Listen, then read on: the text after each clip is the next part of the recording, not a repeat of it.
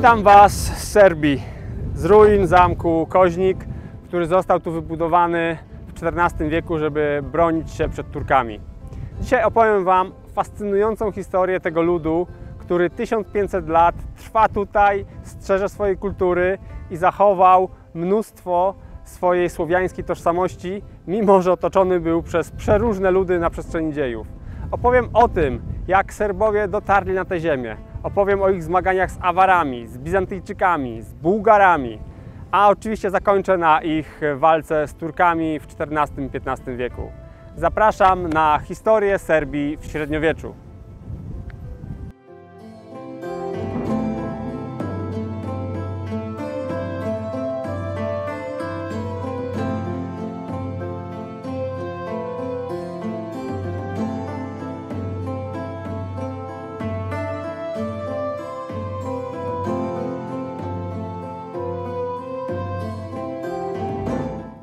Serbowie przybyli na Bałkany podobną trasą jak Chorwaci, czyli ze wschodu przez południową Polskę, później przez Bramę Morawską i na terenie Kotliny Czeskiej doszło do podzielenia tego plemienia na dwa zupełnie odrębne.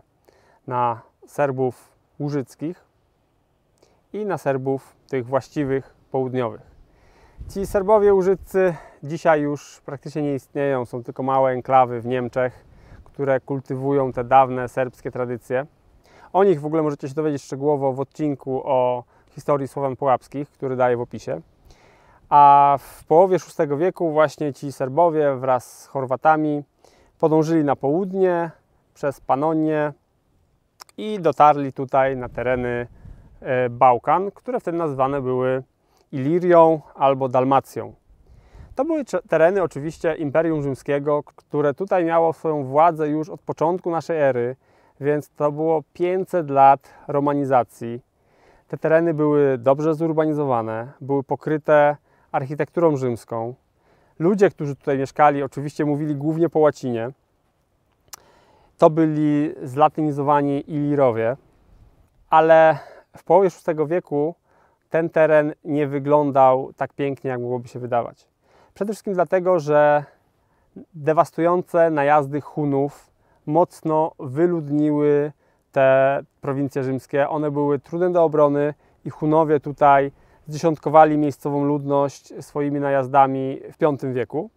Natomiast później, w 541 roku, nastąpiła dżuma Justyniana. Wielka epidemia, która w dalszym stopniu zmniejszyła ilość ludności tutaj mieszkającej. Więc Słowianie przybyli na tereny bardzo słabo zaludnione i przez to też słabo bronione przez Bizancjum. Bizancjum, które w owym czasie miało też swoje problemy wewnętrzne, ponieważ oczywiście Justynian Wielki odbudował nieco chwałę imperium, ale Justynian zmarł w 565 roku. Kilka lat później Awarowie wkroczyli na Nizinę Panońską i te dwa momenty w historii, 565 i 568 rok, były punktem zwrotnym dla historii Bałkanów, ponieważ Awarowie bardzo chętnie napierali na prowincje bizantyjskie w tym czasie już, a Słowianie towarzyszyli im i osiedlali się w tych trudnych, górskich terenach na stałe. I tak oto od drugiej połowy VI wieku mamy tutaj Serbów, którzy zaczęli zagospodarowywać się w tym bardzo malowniczym, ciepłym i górzystym terenie, który dla Awarów nie był atrakcyjny, a dla Słowian przywykłych do trudnych warunków jak najbardziej. I tak właśnie postępował ten podbój Bałkanów przez Awarów i Słowian. W 582 roku zajęli Sirmium. 2 lata później rzymskie miasto, które stało się Białym Grodem, czyli Belgradem. 2 lata później, w 586, Słowianie oblegli już Tesaloniki nad Morzem Egejskim, ale później cesarz Maurycjusz od 591 roku zrobił dość mocną kontrofensywę przeciwko awarsko-słowiańskim siłom i wydawało się, że Maurycjusz da radę odeprzeć inwazję aż za Dunaj. Jednak w 600 roku Awarowie po raz pierwszy oblegli Konstantynopol Jednak ten atak nie był zbyt skuteczny, szybko wycofali się, wrócili na swoje stepy. Nastąpiła kontrofensywa bizantyjska i w 602 roku już Maurycjusz rozkazał legionom stacjonować za Dunajem na zimowe leża.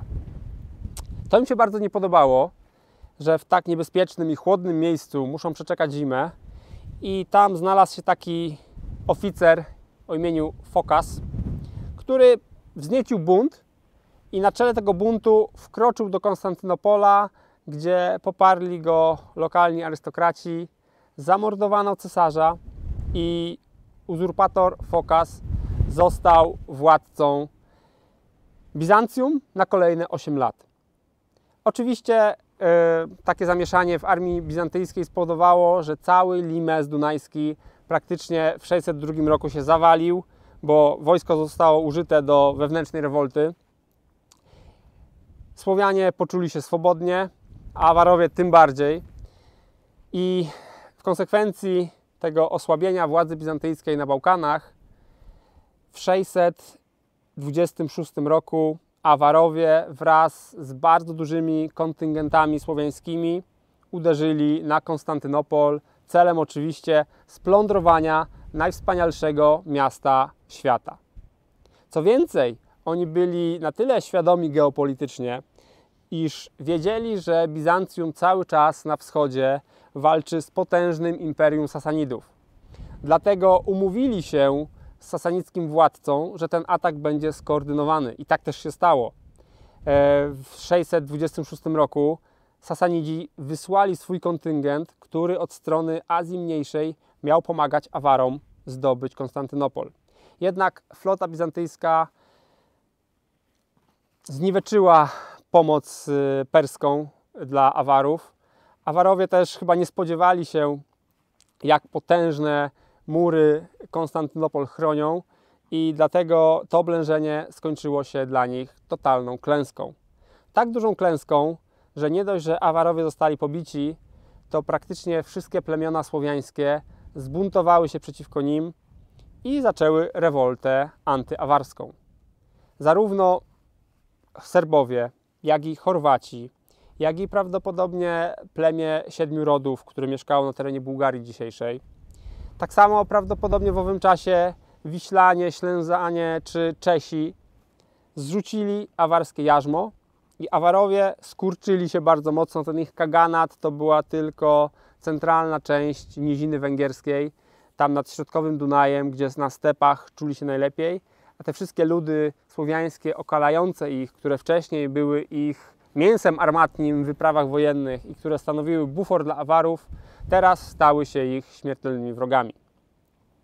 W tym czasie właśnie na Murawach powstało państwo Samona, a tutaj na Bałkanach Serbowie po raz pierwszy uzyskali swoją dość dużą niepodległość, aczkolwiek nie była to taka niepodległość w 100%, ponieważ cały czas byli pod wpływem Bizancjum, tylko że Bizancjum spoglądało na nich dość przychylnie, ponieważ chciało ich przerobić na swój bufor przeciwko właśnie tym Awarom czy innym zagrożeniom z północy. Więc traktowano ich dobrze, pozwolono im się tu osiedlać i przez to słowiańskie osadnictwo w VII wieku na Bałkanach kwitło. I właśnie wtedy Serbowie zaczynają tutaj w pełni już zagospodarowywać te niziny, pagórki, zbocza, które stanowią dzisiejszą Serbię. Te ludy serbskie nie były homogeniczne. Tak samo jak w Polsce w IX wieku byli Wiślanie, Mazowszanie, Polanie i tak dalej. Tak samo tutaj byli Narętianie, Zachumlanie, Trzebinianie i Serbowie, którzy byli tym plemieniem dominującym, i oni to pod swoim panowaniem zjednoczyli te ludy słowiańskie zamieszkujące te tereny. Już w 632 roku Rzym wysłał tutaj swoich posłów i misjonarzy i zdaje się, że Serbowie po raz pierwszy przyjęli chrześcijaństwo w obrządku rzymskim. Oczywiście dzisiaj Serbia jest krajem prawosławnym, ale to się 4 razy w ciągu ich historii zmieniało.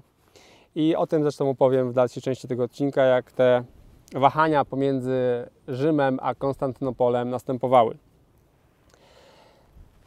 W VII wieku i VIII tworzą oni tutaj już stabilną dynastię rządzącą, która daje radę oprzeć się Bułgarom, którzy od końca VII wieku tworzą coraz silniejsze państwo na wschodzie Półwyspu Bałkańskiego.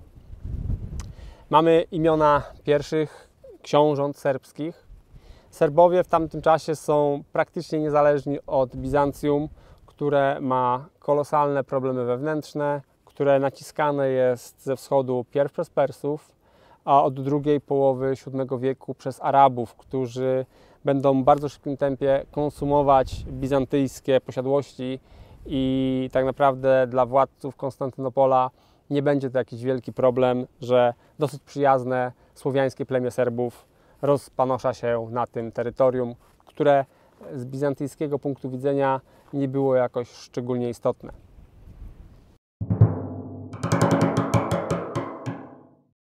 Za kniazia Własimira w 830 roku Bułgarzy docierają już pod Belgrad, co powoduje, że plemiona słowiańskie, które dotąd stanowiły bufor pomiędzy Serbami a Bułgarami, zostają wcielone do wielkiego kaganatu bułgarskiego i kolejnym do skonsumowania będzie, kolejnym kąskiem dla Bułgarów będzie Serbia.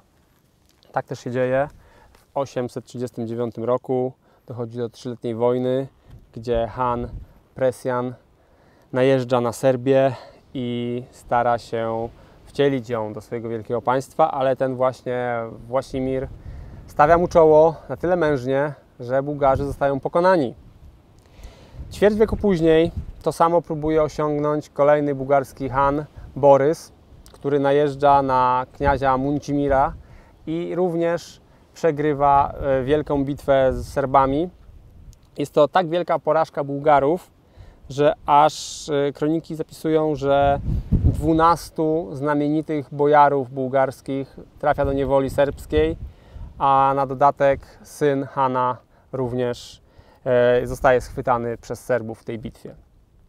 Także Serbowie radzili sobie całkiem nieźle z najsilniejszym państwem Bałkanów w owym czasie, w IX wieku, ale ich stosunki z Rzymem się znacznie pogorszyły i konflikt, który nastąpił w drugiej połowie IX wieku z papieżem Janem VIII, spowodował, że Serbowie otworzyli się znacznie szerzej na wschód, na kościół konstantynopolski, który w owym czasie oczywiście nie było jeszcze tego jasnego podziału na wschód i zachód, więc to było jedno chrześcijaństwo, przynajmniej nominalnie, ale to też spowodowało, że do Serbii przybyli uczniowie Cyryla i Metodego, którzy to zaczęli wprowadzać słowiańską liturgię, którzy zaczęli wprowadzać słowiańskie pismo, czyli cyrylicę. I ta zmiana kulturowa, która nastąpiła pod koniec IX wieku, będzie niesamowicie znacząca dla dalszej historii Serbii. Kolejny serbski kniaź Piotr Gojnikowicz w 892 roku zawiera sojusz z Bułgarią, z Symeonem, który tam wtedy rządził. I to mocno zmienia sytuację geopolityczną na Bałkanach, ponieważ zarówno Bułgarzy mają wolne ręce przeciwko Bizancjum, jak i Serbowie, zabezpieczeni od wschodu, mogą teraz spokojnie skupić się na swojej ekspansji na zachód. I to też robią. Zajmują tereny Bośni, zajmują wybrzeża nad Adriatykiem. Tam wcielają do swojego wielkiego państwa plemię Narentan, którzy byli słowiańskimi piratami na Morzu Adriatyckim i od przynajmniej 100 lat zajmowali się łupieniem italskich miast po drugiej stronie Adriatyku, a schowani w swoich wysepkach byli bardzo trudno dostępni dla kontrataków ze strony mieszkańców Italii. I tenże Piotr, kniaź serbski, do 917 roku trwa w sojuszu z Bułgarią, a Symeon zdobywa tytuł cara i tworzy Cesarstwo Bułgarii, spycha Bizantyjczyków do wielkiej defensywy, aż wreszcie złoto bizantyjskie przekonuje serbskiego kniazia do zmiany frontu i teraz car Symeon najeżdża na Serbię, pokonuje Piotra. Piotr trafia do niewoli, a w jego miejsce jest wybrany inny kniaź, który będzie potulny Bułgarom. Jednak sytuacja się odmienia. Serbowie po kilku latach buntują się przeciwko Bułgarom. Jest kolejny najazd bułgarski, który zostaje odparty. Głowy wodzów bułgarskich zostają odesłane do cara bułgarskiego i jest taki komunikat: idź pan w pierony, my tutaj będziemy się rządzić sami.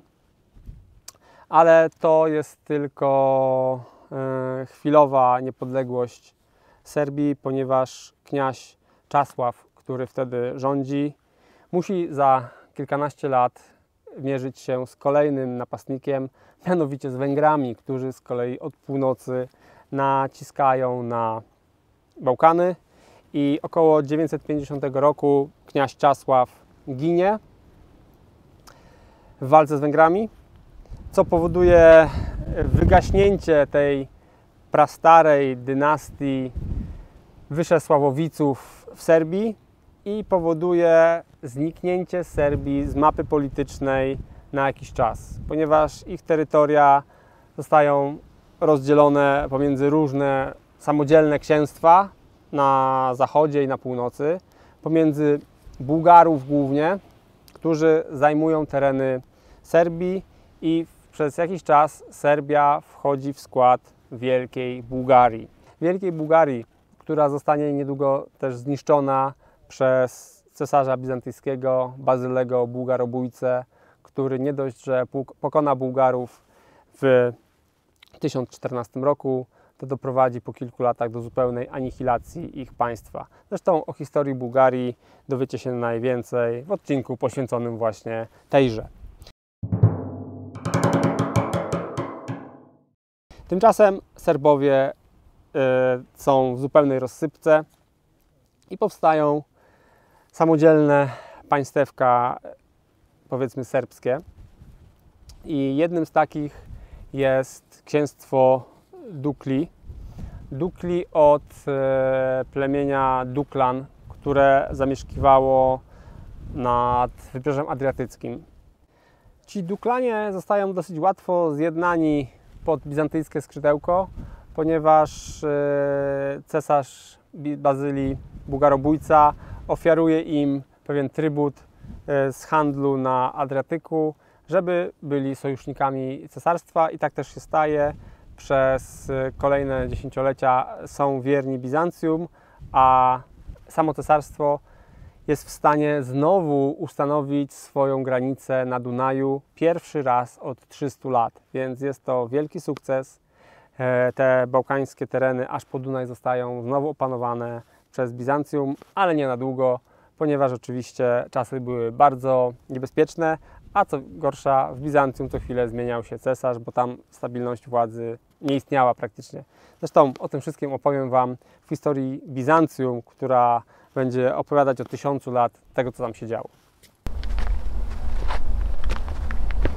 W połowie XI wieku zachodni sąsiedzi Duklan, Trzebinianie czy Chorwaci, coraz lepiej radzą sobie z bizantyjską supremacją, buntują się, odnoszą sukcesy i dlatego w 1043 roku Piotr Dobrosław, książę Duklan, również wypowiada wojnę Bizancjum i po 10 latach zmagań uzyskuje od nich zupełną niezależność. Po jego śmierci władzę przejmuje Michał I, który początkowo zgadza się na ustępstwa w stosunku do Bizancjum, to znaczy na przyjęcie złota, tytułów honorowych, po to, żeby znów uznawać się za sojusznika Bizancjum, ale kiedy z kolei Turcy najeżdżają Anatolię i nie dość, że Bizancjum ma kolosalne problemy wewnętrzne, bo cesarze biją się między sobą o tron, to jeszcze pod Manzikert w 1071 roku bizantyjska potęga zostaje rozgromiona przez nowych najeźdźców ze wschodu. Oczywiście bitwa ta roznosi się szerokim echem po niemalże całej Europie i Duklanie również podnoszą głowę, zrzucają bizantyjskie zwierzchnictwo po raz kolejny, a Michał zostaje koronowany na króla królestwa, które nazywa się bardzo dziwnie, bo Królestwo Zety. Jest to królestwo znowu rzymskie, ponieważ on dostał od Grzegorza VII koronę i znowu wpływy łacińskie nad Serbami dominują, ale tutaj trzeba zwrócić uwagę, że to królestwo obejmowało tylko i wyłącznie zachodnie, przybrzeżne rejony dawnej Serbii, bo te bardziej na wschodzie, które nazywały się wtedy Raszka, były dalej pod zwierzchnictwem bizantyjskim i były bardziej prawosławne. Król Michał prowadzi bardzo ambitną i agresywną politykę antybizantyjską. Opanowuje tymczasowo Raszkę i tam osadza swojego syna na stanowisku wielkiego żupana Raszki. Wykorzystuje też sytuację, że w Macedonii Słowianie buntują się i wkracza do Skopie, gdzie również stara się osadzić kolejnego swojego syna na tronie skopijskim, żeby tam rekonstruować w ogóle Cesarstwo Bułgarskie, bo trzeba pamiętać, że Cesarstwo Bułgarskie, kiedy upadało, było państwem słowiańskim, więc dla Serbów właściwie było to dosyć bliskie kulturowo, żeby rekonstruować Cesarstwo Bułgarskie. Następnie w 1081 roku Normanowie, czyli Wikingowie, którzy mieli swoje państwo na Sycylii, najeżdżają Grecję i Bizancjum ma pełne ręce roboty. To jest kolejna bardzo dobra okoliczność dla Michała, a właściwie już wtedy dla jego następcy Konstantyna Bodina, który buduje tą potęgę królestwa Zety, które tak naprawdę było Serbią i stara się opanować coraz większe terytoria. Jednakże wszystko to kończy się niedługo po pierwszej wyprawie krzyżowej. W 1101 roku Konstantyn Bodin umiera, a po nim dochodzi do walk wewnętrznych, do rozpadu tego państwa, które zostało stworzone przez tych dwóch panów, Michała i Konstantyna. I znowu Serbowie są bardzo podzieleni, a tymi, którzy zrekonstruują je, będą żupanowie Raszki, którzy od XII wieku będą zyskiwać coraz większe wpływy. Trzeba tutaj pamiętać, właściwie cały czas mieć w głowie całą tą dynamiczną, okalającą ich sytuację polityczną. Bo z jednej strony znikają nam Bułgarzy, z drugiej strony wpadają Węgrzy, którzy są potężni i którzy na początku XII wieku zajmą przecież Chorwację. I ta supremacja węgierska będzie coraz mocniejsza na Bałkanach i w kolejnym właśnie stuleciu, to XII stulecie jest takim czasem przeciągania Raszki, czyli tej dawnej Serbii, pomiędzy bizantyjskie wpływy, a wpływy węgierskie. Kolejnym czynnikiem decydującym tutaj będzie na początku XIII wieku najazd krucjaty na Konstantynopol, zniszczenie Bizancjum, a później jeszcze najazd mongolski. Ale o tym wszystkim będę właśnie mówił za chwilę. Tymczasem mała autopromocja. Wiecie o tym dobrze, że ten wyjazd, te nagrania tutaj są unikatowe. Nie ma w całym internecie polskim i anglojęzycznym nagrań o historii Serbii wykonanych w Serbii w rzeczywistych, autentycznych lokacjach, gdzie ta historia miała miejsce. I to wszystko możliwe jest tylko i wyłącznie dzięki Wam, Waszemu wsparciu, Waszym subskrypcjom, Waszym donatom, czyli darowizną, które daliście na zrzutkę, która doprowadziła do realizacji tego wspaniałego wyjazdu, dzięki któremu mogę nagrać te historyczne filmy, które przybliżają Wam historię tych bardzo ciekawych słowiańskich ziem. Także chciałbym Wam bardzo podziękować za to wsparcie i kontynuujmy historię Serbii. Te przepychanki, czy to w Raszce, czy to w resztkach Królestwa Zety, trwały aż do drugiej połowy XII wieku. Oczywiście frakcja prowęgierska i frakcja probizantyjska cały czas spierały się między sobą. Bizantyjczycy wpychali na trony własnych wasali, Węgrzy własnych. To była też walka pomiędzy chrześcijaństwem wschodnim a chrześcijaństwem zachodnim, ponieważ w tamtym czasie już ta schizma miała miejsce i ten podział był coraz mocniej zarysowany, więc papież tutaj bardzo naciskał, głównie na Węgrów, żeby oni umacniali swoje wpływy, żeby też rozpleniać katolicyzm na Bałkanach przeciwko temu wstrętnemu dla nich prawosławiu. Ale wreszcie w 1168 roku do władzy nad Raszką dochodzi Tichomir. Dzieli on to państwo na swoich braci również, na Stefana Nemanię, na Mirosława i Stracimira. I oni rządzą przez kilka lat razem, po czym w 1170 roku Stefan Nemanja pokonuje swoich braci i sam obejmuje władzę nad Raszką. I od niego wywodzić się będzie dynastia, która będzie od tego czasu rządzić w Serbii stabilnie, która utworzy tutaj Królestwo Serbskie, a później, kiedy Bizancjum będzie się już chylić ku upadkowi, nawet Cesarstwo Serbskie. Stefan Nemanja stara się sprytnie balansować pomiędzy Węgrami a Bizantyjczykami. Na początku uznaje nominalną zwierzchność Bizancjum, ale już w 1183 roku sprzymierza się z królem węgierskim Belą III i razem walczą z Bizantyjczykami, odnosząc duże sukcesy. Bizancjum wtedy jest dosyć silne, kończy się era Komnenów, ale Serbia mimo to zdobywa coraz większe terytoria na południu. Tutaj, gdzie my teraz znajdujemy się, jesteśmy na południu Serbii.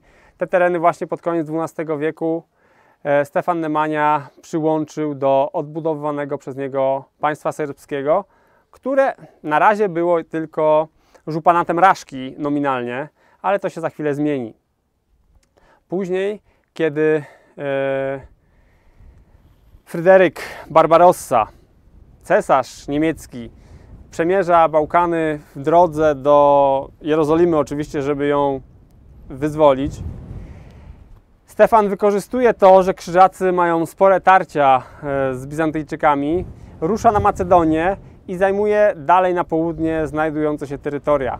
Powiększa w ten sposób swoją władzę jeszcze bardziej, aż do 1196 roku, kiedy uznaje, że już na tyle stary jest, że może oddać władzę swojemu synowi, również Stefanowi, a sam przyjmuje imię Symeona i udaje się do słynnego klasztoru Athos w północnej Grecji, gdzie przez kolejne lata będzie modlił się i umrze w aurze świętości, co jego syn będzie skrzętnie wykorzystywał, rozpowszechniając kult swojego ojca na terenie odbudowywanej Serbii.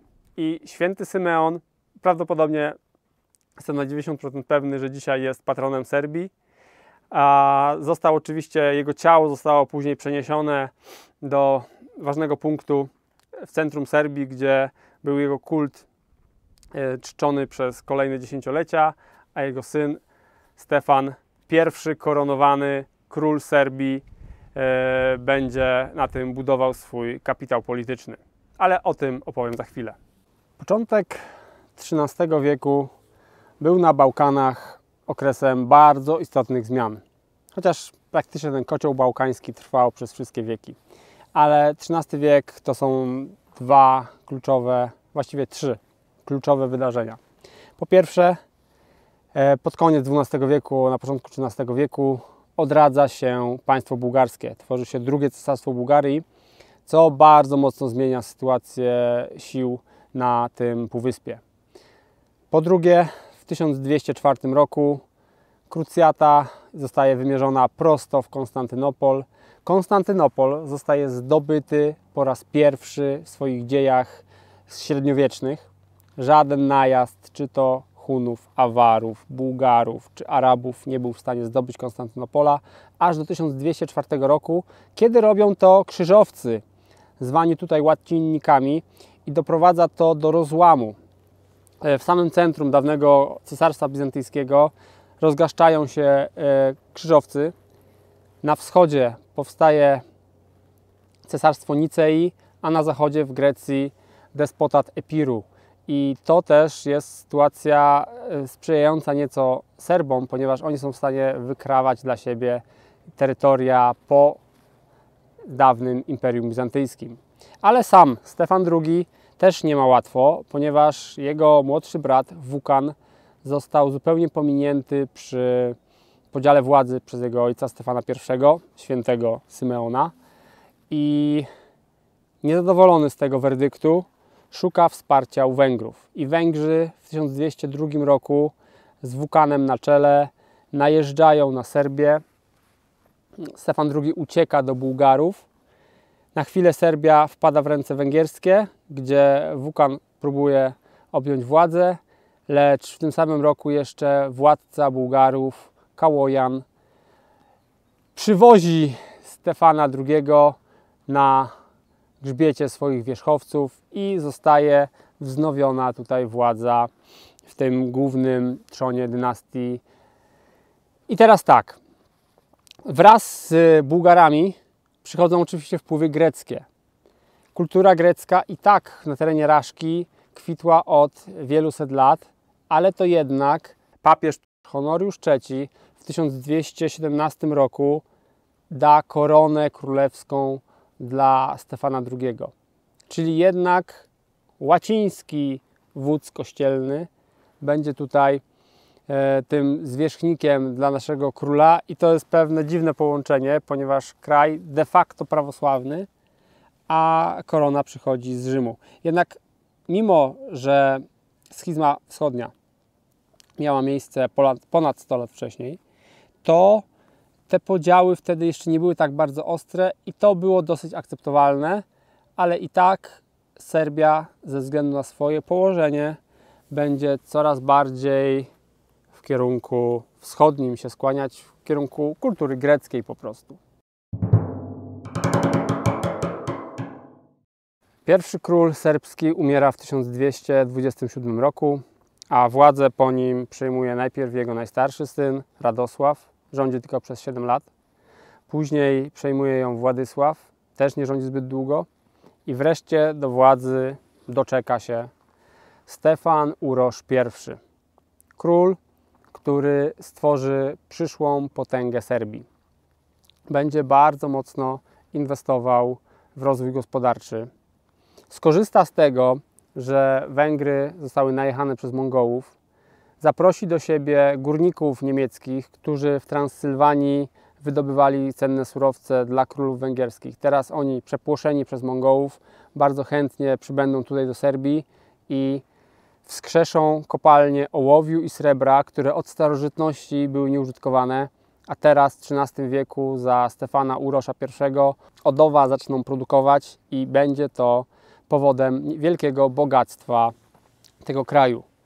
On też rozwija bardzo kulturę można by powiedzieć prawosławną, bo jednak opartą o Grekę, ale to wszystko przekłada się też oczywiście na wzrost znaczenia Serbii na arenie międzynarodowej, na arenie politycznej. Jego wpływy nad Adriatykiem są coraz większe. Tamte państwa kupieckie, takie jak Split czy Dubrownik, mają bardzo dobre relacje z Serbią, zapuszczają swoje witki handlowe głęboko w terytorium Królestwa Serbii i dzięki temu obie strony korzystają na zwiększaniu bogactwa. To przekłada się też na siłę militarną i wreszcie to Serbia, która do tej pory cały czas przez ponad 100 lat, właściwie przez prawie 200 lat, od początku XII wieku była w cieniu Węgier, teraz to Serbia uderza na Węgry. Uderzenie to nie udaje się. Przybywa kontrofensywa, która powoduje, że Serbowie tracą trochę terytoriów na północy na rzecz innego członka dynastii panującej. Syn Stefana Urosza I, Dragutin, który przybył tutaj z wojskami węgierskimi, prowadzi politykę prozachodnią, można by powiedzieć, i wraz z Ludwikiem Andegaweńskim planują wskrzesić Cesarstwo Łacińskie w Konstantynopolu. Ponieważ Bizancjum odrodziło się nieco, w 1261 roku Cesarstwo Nicei odbiło Konstantynopol z rąk łacinników. No i oczywiście to dla katolików był problem. Chcieli oczywiście odzyskać swoje wpływy nad Bosforem i Ludwik Andegaweński planował właśnie zrobić wielką wyprawę, w której Serbia miała mieć bardzo istotne miejsce, gdzie miały siły z Italii, z Węgier, z Serbii, z Chorwacji oczywiście, która była wewnątrz Węgier w tym czasie, uderzyć i zrekonstruować Cesarstwo Łacińskie. Do tego nie doszło. W 1282 roku nieszpory sycylijskie doprowadzają do obalenia władzy Ludwika Andegaweńskiego na Sycylii. Andegawenów w ogóle władza się zaczyna trochę sypać i w tej sytuacji dochodzi też do przewrotu w samej Serbii. Dochodzi do władzy stronnictwo bardziej probizantyjskie i kolejny syn Stefana Urosza I, Stefan Milutin, zostaje królem serbskim. On brata się bardziej z Bizancjum, oczywiście są tu koneksje rodzinne, małżeństwa, ale jak tylko Bizancjum powija się noga na początku XIV wieku, on zajmuje dalsze terytoria na terenie Macedonii, chce też zdobyć Tesaloniki, więc ta władza Królestwa Serbskiego rozszerza się coraz bardziej na te greckie kulturowo tereny i to doprowadzi do tego, że na początku XIV wieku mamy Serbię jako bardzo potężnego gracza na Półwyspie Bałkańskim, bo do najazdu mongolskiego, który miał miejsce oczywiście w 1241 roku, to Węgry były tutaj największym supermocarstwem, które rozdawało karty. Później jest to Serbia i teraz ta Serbia tutaj w sąsiedztwie z Bułgarią mają przed sobą wielki orzech do zgryzienia, ponieważ mamy początek XIV wieku, ze wschodu nadciągają Turcy, konsumują oni coraz większe połacia Anatolii, przesuwają się coraz bardziej na zachód, za chwilę przekroczą Bosfor i od tego, jak zachowa się Bułgaria i Serbia, zależeć będzie przyszły los Europy. Walka na Bałkanach toczy się głównie pomiędzy Bułgarią i Serbią, które są najsilniejszymi państwami. Bizancjum tak trochę im sekunduje. Urosz III wygrywa wojnę z Bułgarami, osadza tam swoją córkę jako carycę i jej syna jako przyszłego cara Bułgarii. Nie podbija dalej Bizancjum, wie, że ono jest słabe i być może ma na tyle świadomości politycznej, że woli, żeby Bizancjum walczyło z Turkami, niż żeby je wykańczać ze strony zachodniej, więc cesarza Andronika zostawia w spokoju. To z kolei bardzo nie podoba się jego możnowładcom, którzy żądają większych zdobyczy terytorialnych na terenie dawnego Bizancjum. I dochodzi do detronizacji Urosza III w 1331 roku. Po wygranej wielkiej bitwie nad Bułgarami, która to spowodowała, że większa armia bułgarska została zaskoczona przez ciężko zbrojną jazdę serbską, wspieraną przez zachodnie rycerstwo i większość Bułgarów została zabita. Car Michał również, uciekając z pola bitwy, został zabity i przez to właśnie to spowodowało, że za chwilę córka Urosza III mogła być carycą bułgarską. Mimo to nie podobała się możnowładcom ta polityka łaskawości w stosunku do wschodnich sąsiadów, bo zarówno na Bułgarii nie zdobył nic, zajął tylko Macedonię, która była takim terenem spornym pomiędzy tymi państwami. Tak samo na Androniku nie zdobył żadnych terytoriów i obalono go. Obalono go, wsadzono do zamku i tam też został uduszony, a następcą jego został Stefan, zwany Duszanem. Od tego, że prawdopodobnie stał za uduszeniem poprzednika. Stefan Duszan nadal powiększa swoje terytoria kosztem Bizancjum. Zdobywa północną Grecję i to powoduje, że kultura grecka staje się przemożna na dworze serbskim. Praktycznie greka jest językiem urzędowym. Obyczaje greckie przywożone co róż przez kolejne księżniczki bizantyjskie, wydawane za tych serbskich władców po to, żeby ugładzić ich jakość. One przynoszą ze sobą całe dwory, które promieniują kulturą grecką. I Serbia staje się potężnym krajem, który zajął duże terytoria po Cesarstwie Bizantyjskim.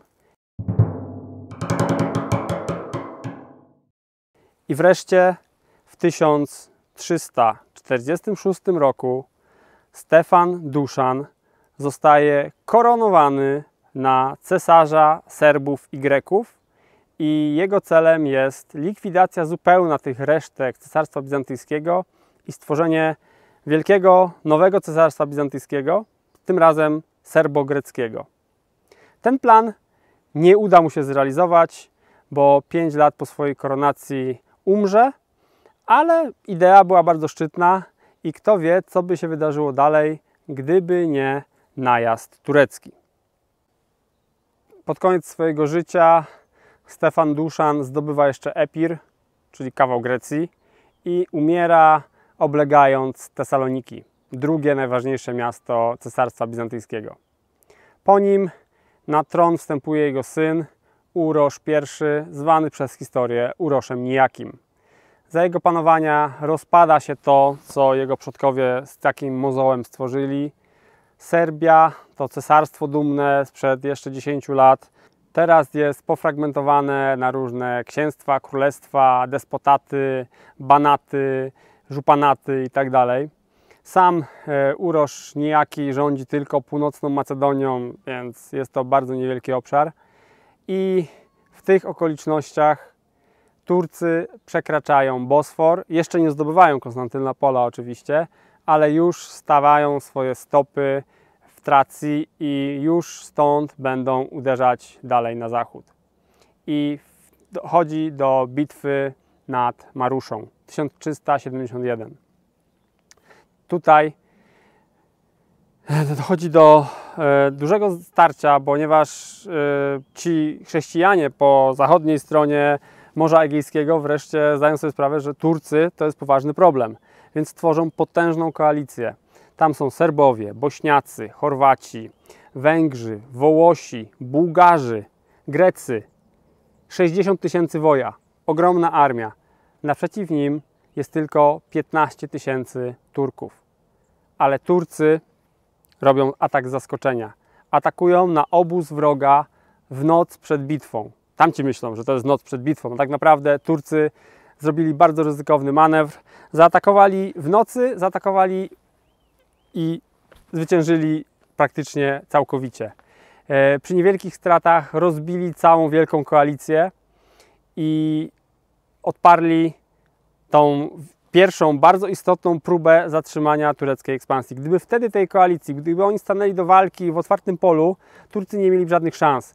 Pewnie zostaliby wypchnięci za Bosfor i być może jakoś Bułgaria z Serbią dogadałyby się, żeby nigdy więcej Turków nie wpuścić na teren Europy. Tak się nie stało.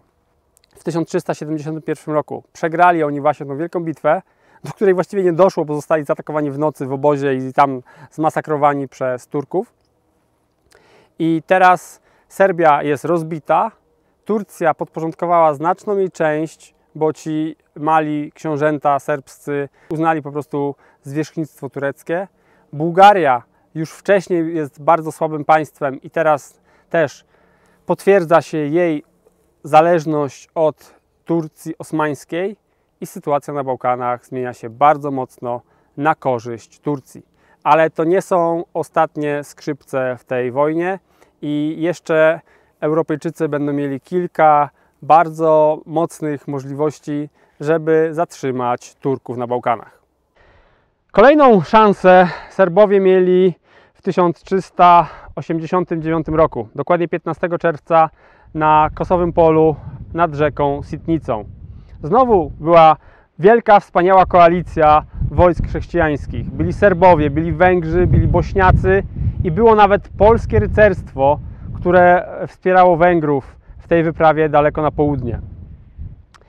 Nad Sitnicą sułtan Murat I dowodził wielką armią turecką, która ruszyła na całej linii frontu przez rzekę, aby zaatakować przeciwników.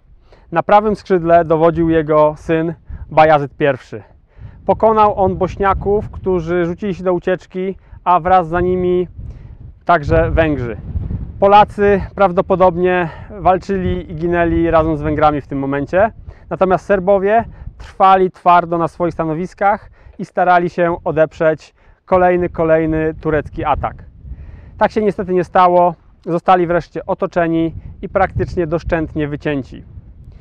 Car, Łazarz I, Lazar po serbsku, został schwytany przez Turków i ścięty, ale nie przez Murada I, bo ten także zmarł w tej bitwie. Został ścięty przez Bajazyda I, który przejął władzę i w kolejnych latach będzie tym, który będzie starał się zdobywać kolejne ziemie na Półwyspie Bałkańskim. Jedynie 7 lat później kolejna koalicja będzie próbowała pokonać Turków, tym razem pod Nikopolis, i tam również dojdzie do wielkiej porażki chrześcijańskiej koalicji, ale o tym opowiem bardziej szczegółowo w historii Bułgarii, bo to bardziej będzie dotyczyło ich terytoriów. Wreszcie w połowie XV wieku nasz Władysław Warnieńczyk też będzie dowodził koalicją antyturecką, która będzie starała się odbić Bałkany z rąk osmańskich, ale to już będzie zdecydowanie za późno i ta wyprawa będzie kompletną katastrofą. Tak czy inaczej, w 1459 roku Serbia ostatecznie zostaje podbita przez Turków, czyli mniej więcej 80 lat po tym, jak ten zamek, który miał chronić Serbię przed tureckimi najazdami, został wybudowany. Serbowie dostają się na praktycznie 200 lat pod tureckie panowanie, ale to nie zmienia wiele w ich sytuacji. Oni zachowują swoją kulturę, zachowują swoją wiarę i później, kiedy Imperium Osmańskie zacznie upadać, kiedy w XIX wieku zaczną się odradzać państwa słowiańskie na terenie Bałkanów, Serbowie będą jednymi z nich i dzisiaj też tworzą oni swój kraj, za co im wielka chwała, że dali radę przetrwać tyle historycznych nawałnic, o których Wam w dzisiejszym odcinku opowiedziałem. Mam nadzieję, że to było dla Was bardzo ciekawe. Zapraszam do wspierania naszego kanału, zapraszam do subskrybowania go i polecam te wszystkie odcinki, które macie poniżej w opisie, ponieważ one odnoszą się do bardzo wielu powiązanych z tą historią opowieści, które już zamieściłem. Bardzo dziękuję, do zobaczenia, hej!